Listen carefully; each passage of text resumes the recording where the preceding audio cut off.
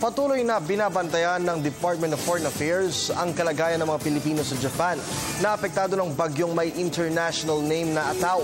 Ayon po kay DFA spokesperson Assistant Secretary Charles Jose, patuloy nilang inaalam kung may Pilipinong nasugatan o sa matinding pagbaha at pagguho ng lupa dulot ng malakas na pag-ulan.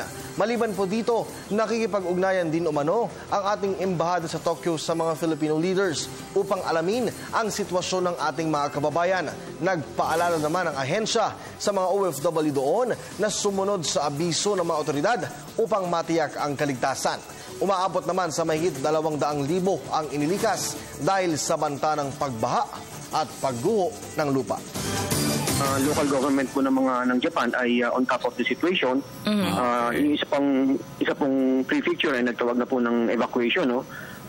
Alam naman natin ang Japan po ay magaling sa disaster preparedness and disaster response. No? So we are confident po tayo na nasa mabuting kalagayan po ang ating mga kababayan.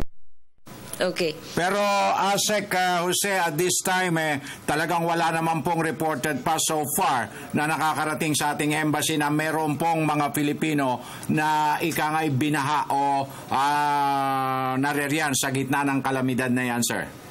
Well, kung sa binaha po, no, malamang po may mga nakasama po sa mga binaha, malamang din po may mga nakasama sa evacuation, pero wala pong report na may mga namatay o na injure po.